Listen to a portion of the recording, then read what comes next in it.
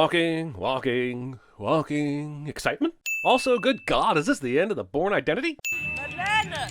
Madeline can hear her name being called on the second floor of this house while wearing headphones and with more music blaring downstairs. My name is Lucifer Safin. Did this guy just say his name was Lucifer? Is this movie 3 hours long because the Bond franchise needs to find where its tiniest bit of subtlety went? Bohemian Rhapsody survives this. The bottom of the apple is there inside your mind. Not a single one of these f***ing bullets hit Madeline, and that is some bullshit. We don't need to go faster.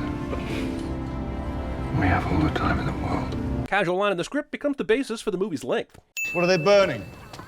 Secrets, wishes, letting go of the past. And it's cool for everyone to just drop burning paper onto this walkway? You're telling me this action has never resulted in a hotel guest being set on fire? As long as we're looking over our shoulder, the past is not dead. I guess. Maybe, but Bond is looking over his shoulder because he's a rogue agent with a lot of enemies and no longer has an entire country watching his back. He will never not be looking over his shoulder, and Madeline should know how ridiculous she sounds right now. Dropping a note that is on fire by a bunch of dry grass. I'm gonna go out on a limb and guess James Bond knows how much of a fire hazard this is. If you're Spectre, why would you leave a card anywhere near this grave if your plan is to kill Bond? Why do bad guys in these movies have this I want him to know it was me fetish? Also, we're supposed to believe Madeline set Bond up, since she told him to visit Vesper's grave. But we'll find out later that Blofeld told Spectre to follow Bond and rig Vesper's grave to explode, because they are 100% confident that he will visit it. Remember, it took Madeline, who is not in on it, to tell Bond to visit her grave because Spectre is so in tune with their relationship and their hang-ups that they know she'll suggest it. Also, throughout the history of 007 films, we know Bond to be a terrible secret agent. Everyone knows who he is every time he enters a room. In this very movie, he's been looking over his shoulder to make sure no one is following him, yet somehow he didn't notice anyone following him this whole time. And despite his paranoia, he managed to take one of the most conspicuous vehicles to drive around in because God forbid he drive around in a Toyota Corolla.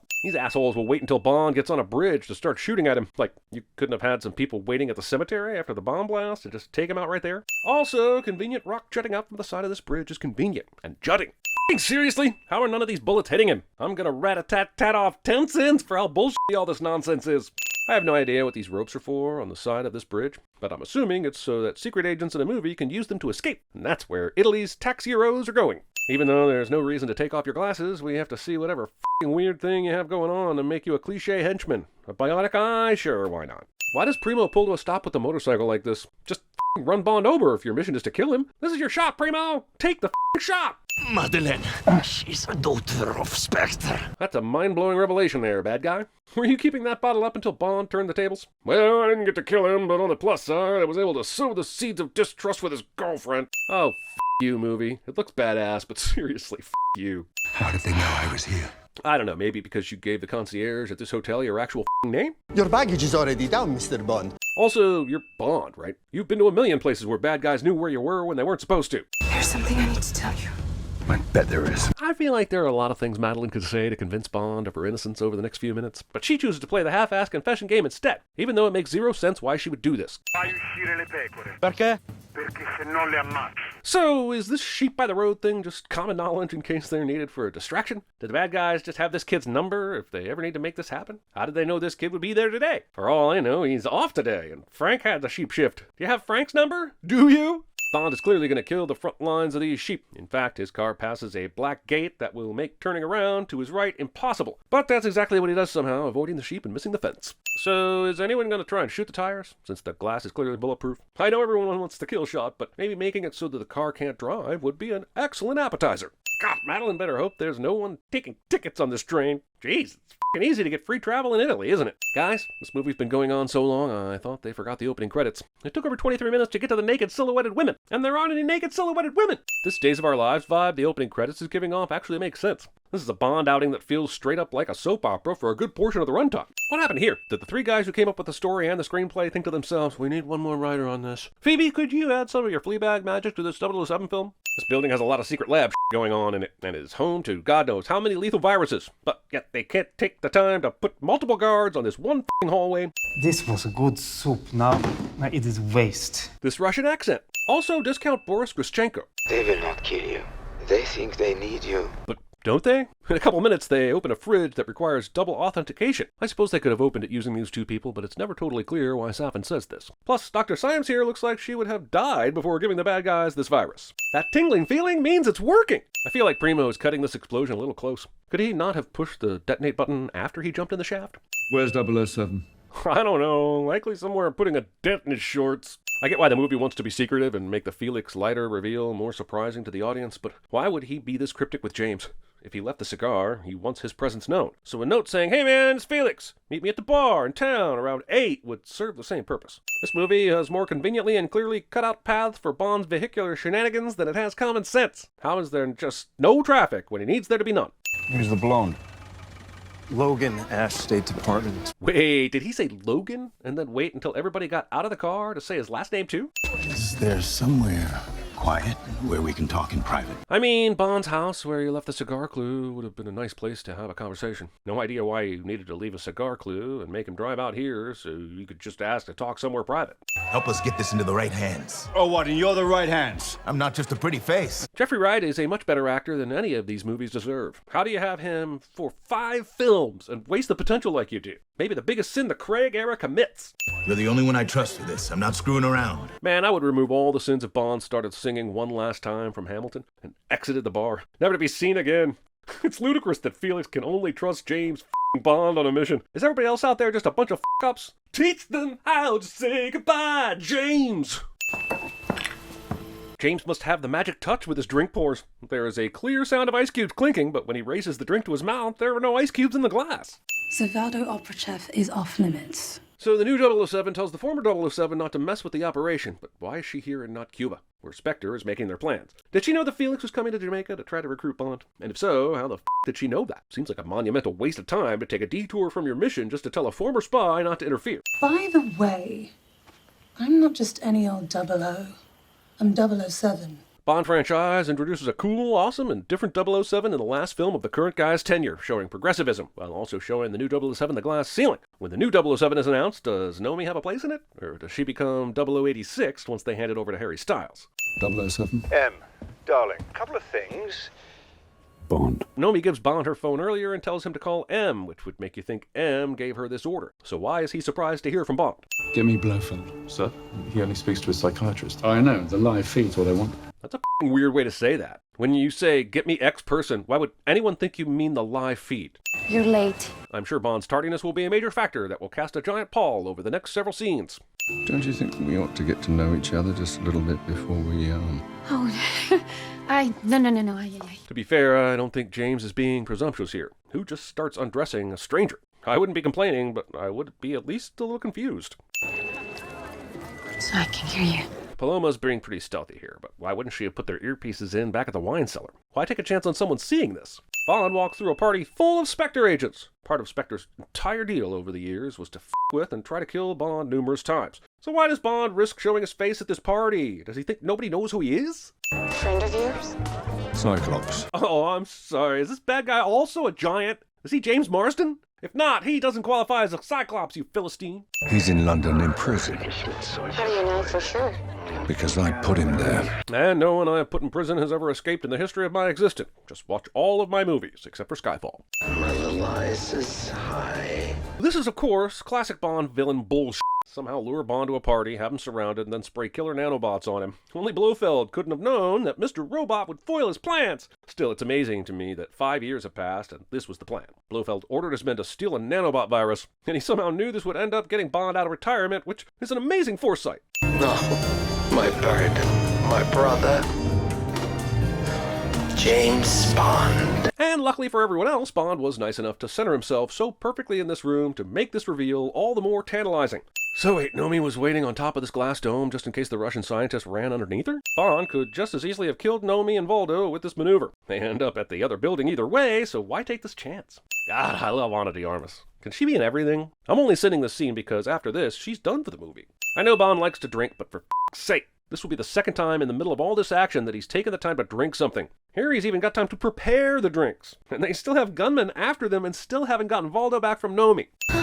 There you are. And now Paloma will move forward with an action that could easily kill Voldo, who, I repeat, they need alive. I'm gonna borrow your plane.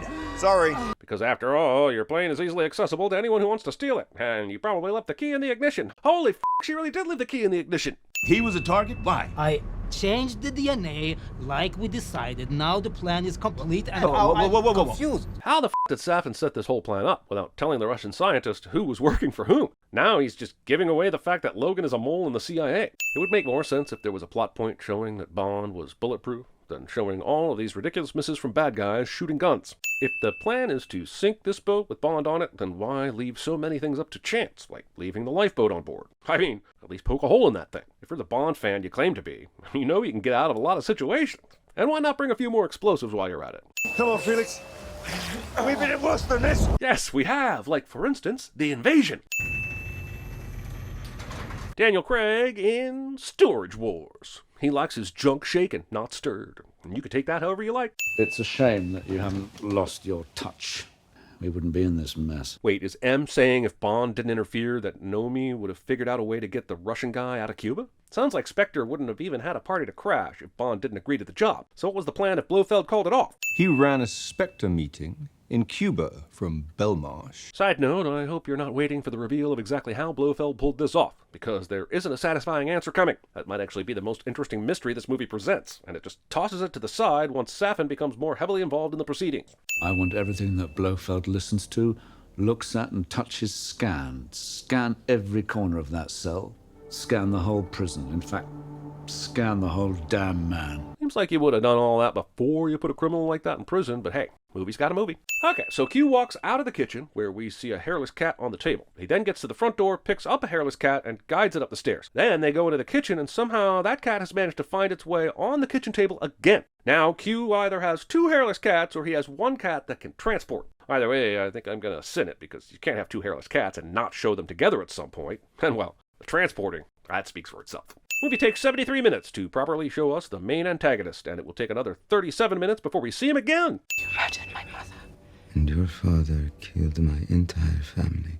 In this chapter of the James Bond franchise, Daniel Craig makes his last appearance. Plot developments you'd never see in any other Bond film, like Bond having a child and Bond dying at the end of the movie, make this a super personal 007 film. So it's strange that the villain has no prior connection to Bond at all. His main connection is to Madeline and her father, Mr. White, who we saw in previous installments. The Craig movies have more plot connections between movies than any of the previous Bonds, so you'd think the villain of this chapter would have some tremendous tie to him. Keep watching this movie to find a deep connection and it never arrives. I need you to visit someone for me wearing this. Wait. You're telling me Blofeld's psychotherapist is f***ing Madeline? Man, M has worse psychotherapy policies than the police department in Basic Instinct. She's the only psychiatrist he agreed to speak to. Well, of course, by all means, cave into the demands of Blofeld if it means giving him a psychiatrist who is connected to her patient. Blofeld was communicating with his agents in Cuba through a bionic eye, which we've now retrieved. You're welcome. Yeah, okay, he was communicating through the eye, but how was he doing that from prison? That bionic eye was at the party. He still needs some sort of equipment to send messages through that eye, equipment Blofeld would have had to smuggle into prison undetected. If he also has a bionic eye, wouldn't that have been discovered during the regular prison check-in process? And here are the members of their family who made physical contact with the corpse. Okay, sure, 5 people made contact with the dead Spectre agent and now they're dead too. But we're about to find out the nanobots spread through skin-to-skin contact. How the f*** were only 5 members of the family infected after a funeral? Tanner quarantined the families from the funeral. Good idea. You're probably too late for that at this point, f***o. We've kept a close eye on her over the years. She's been very compliant. It's amazing how much legwork this movie does to make it seem like Madeline being Blofeld's psychiatrist is somehow okay. If you feel yourself losing control... Oh, Tanner. Relax. I guess all the Rory Kinnear heads and Bond fandom must have been super pleased with No Time to Die. Tanner's been mentioned more in the first 80 minutes of this movie than he was in the entirety of the previous 3 Bond films he appeared in. I didn't even know he had a name. Look, I know Blofeld's a big deal. Not only in this series, but for the entire Bond franchise. But all of this leading up to his appearance is f***ing overkill. Everyone talks about how The Matrix created fight scenes that would be copied for many years to come, and how Jurassic Park and T2 heralded the need for CG mixed in with our special effects. But no one talks nearly enough about how The Silence of the Lambs created the dramatic serial killer / madman prison entrance. Every goddamn time someone of Blofeld's caliber gets visited at a prison in a movie, it has to be a f***ing thing. Does no one ever just walk up to a cell and say, "Hello, I have a few questions for you today"? 40 seconds later, Blofeld is still making his appearance. This movie is nearly 3 hours for a reason. All I'm saying is, if it takes longer than 2 minutes to deliver a criminal using a hybrid phone booth / ski lift thing, then maybe you should upgrade your equipment and protocols. I think it's weird that Spectre created a bionic eye that recorded every single interaction. Is you taking notes on a criminal fucking conspiracy? If Primo has the bionic eye, then who is looking at Ash here? Primo is turned away from him. I knew you'd come visit it. I just needed to wait for the bon moment. Amazing you can anticipate Bond visiting Vesper's grave, but not rig an explosive that will kill Bond, or have men in place to kill him if the explosives don't work. Is that for me? No. Damn, did this asshole even knock? And Madeline apparently didn't lock this place up either, even though she just got a visit from the man who murdered her mom. I understand you're not built to trust people. Neither are you. Then we were fools for trying. Great, skip! That I have loved you. And I will love you. Skip!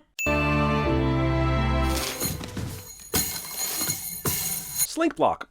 Blofeld took it from them and kept running it. And now this Safin has taken it back. These fucking Bond villains on their fucking islands, man. Jesus. What was it? Bonding. I thought she was following Logan Ash, not me. What? She is? Man, it sure is a good thing MI6 called at this very moment so that Bond could figure out that he and Madeline are in danger. Where did all these f***ers come from? If the two other cars were headed to Madeline's place, then why would they assume James would be all the way over here? If Bond had kept going straight down the initial road he was on, these guys wouldn't be anywhere near him. Not saying they could have had an ambush ready to go, but unless they set them up at all possible places Bond could drive to, they got really f***ing lucky in this instance. I know Bond gave Madeline a gun and they split up for some reason that only makes sense in a movie, but what was he gonna do if she didn't shoot this guy in time? Stop, drop, and roll? Anybody comes through that door, you shoot them, unless it's me. Why not just stay here and stand guard? I know you still have people to kill, but how is it safer for you to leave them to go bad guy hunting, even if you leave her with a gun? Hey! How does a guy on a motorcycle hear that shit? Shooting through your windshield when you have an open window option. I always wonder what happens to these badass cars these people drive when they just leave it on the runway. I guess there's a designated valet guy who takes this car to some depot and it gets back to MI6. Permission for Commander Bond to be redesignated as 007. It's a poison garden. I wanna run through your poison garden. Heard that's the place to find you. You ever flown one of these things before? Nope. Yet she will operate it to perfection. There's something big up ahead. These walls must be thick. Sure, those walls probably are thick, but how are they able to communicate so well before now? Were the walls not thick then? I know, they were in a different area before, but even if this is a real thing, it's kind of unbelievable with all the advanced tech these people use that some thick walls are going to break up their radio frequencies. It's kind of weird that Safin used an image of his broken mask on the monitors, which only means something to Madeline and absolutely no one else. If I don't come back, blow it all to shit. You don't have enough explosives for that. Yeah, but they don't know that. I mean, now they do, because a minute ago when you said, We have to destroy this whole facility. There is no need for violence. Safin heard you, even though you spoke in your low, sexy Daniel Craig voice. So are we supposed to think he didn't just hear that? Please sit. What the f*** is up with Safin in this movie? He has a very real motivation throughout to get revenge on Spectre. When he kidnapped Madeline and her daughter to start a family, well, that was enough to get him into classic Bond villain territory. Now they're getting into cliche Bond villain territory with this mass death model. Why did Safin go from I want revenge to I'm gonna kill the whole world? None of that makes sense to me. James Bond. History of violence. Well, I agree that does sound like a Bond title, and oh my god, can you imagine David Cronenberg directing a Bond film? The villain would probably have random tumors growing on their face, and the Bond girl would have a serious car fetish. But I digress. Wait, what was I talking about? License to Kill. Vendetta with Ernst Blofeld in love with Madeleine Swan. I could be speaking to my own reflection. Wait, does Freddie Mercury here have a license to kill? I think we are the same. We both know what it feels like to have everything taken from us before we're even in the fight. This film might have its flaws, but Daniel Craig isn't one of them. While this isn't the best Bond film he's been in, I do think it might be his best performance as the character. And after movies like Casino Royale and Skyfall, that is saying a lot. We both eradicate people to make the world a better place. I just want to be a little tidier. So, you're Thanos. Disable your explosives, get off my island, and you can take this precious little angel with you. Why did Safin even bother to keep Bond alive? Like, it made sense when he got the Russian dude to make the virus kill Spectre, but why didn't he just kill Bond too? He tells Madeline something blah blah, saving a life is good sometimes, blah blah, but there was pretty much no need to keep him alive unless there was a purpose he was planning later. I don't think there is a purpose. I apologize. This sorry's on for some time. Whoa, wait, seriously? So I guess Safin knew he would one day need an elevator on the floor just in case he had one of these confrontations? The f***ing contractor bill must have been insane. Kids. If you don't want my protection, then off you go. F***ing seriously? He just lets her go? Like, Was the answer to this question not apparent before she bit your hand? Do you know what time it is? What? Time to die. Whoa, that's like not the title of the movie. It's actually the opposite. This title f***ing lied to me. Roll disappointments. Jesus, how the f*** did this reunion happen? This place is huge. The chances of this happening are approximately 3,720 to 1. Come in, 007. It's Q. How do the radios still not work no matter where Bond goes? Oh look, a 007 reference. This grenade takes twice as long as any in the history of grenades to blow up. Oh no, not 3 grenades. Why didn't these assholes do that before? This is a cool death, I suppose, but this secondary villain was f***ing worthless. The only thing he did right the whole movie was steal the nanobot thing. Everywhere else he got his ass kicked. Also, if the EMP device blitzed out Primo's eye, then wouldn't it have also shut down the communication device in Bond's ear? Anyone we touch, we are their curse. Yes, Madeline. Yes, Mathilde. Wait, why did you say anyone we touch? That little vial you have in your hand is programmed for Madeline and her daughter, right? Look, I like Rami Malek, but this f***ing villain he played was some serious weak sauce. I had a hard time figuring out what he really wanted in all this. Tried to explain it to Bond in that previous scene, but it felt like I was listening to a college freshman on his 6th beer trying to impress a girl at a party with things he learned from The Matrix. How do you get it off? You know as well as I do that you can't. Exactly! Why are we having this conversation? That said, while I understand Bond's sacrifice in this movie, couldn't he possibly see if technology comes up with a cure? Couldn't he potentially visit Madeline in a nano condom? Do the nanobots reproduce or something? Are you telling me these things aren't finite? How many of these things are in his blood anyway? Bond survives... Wait, what? Bond doesn't survive this? Holy shit, they went there! Bond doesn't survive this! Also, this movie is basically saying this is the best version of James Bond you have ever seen, so Daniel Craig deserves to go out in a blaze of glory. The other Bonds were amateurs. They're probably still living, those losers. The function of man is to live, not to exist. Reading.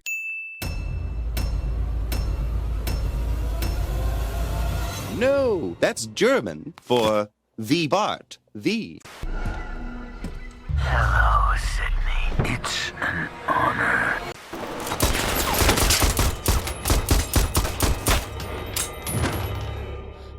I shot him 6 times. Au revoir, Shoshana! I'm still alive, only I'm very badly burned.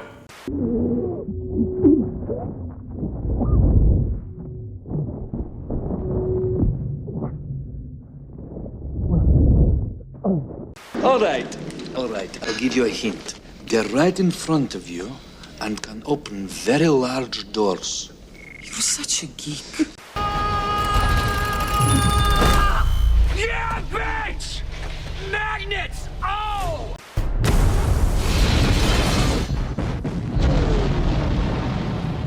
Is that the bedroom?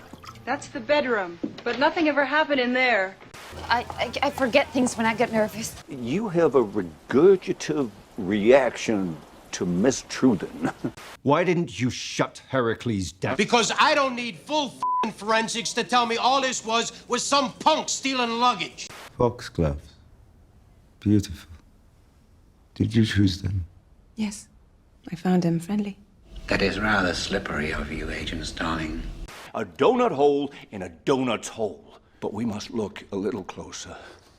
And when we do, we see the donut hole has a hole in its center. It is not a donut hole, but a smaller donut with its own hole. And our donut is not a hole at all. Jamais t'entends un bruit, qu'est-ce que tu fais? You're a mama, Jenny. I'm a mama.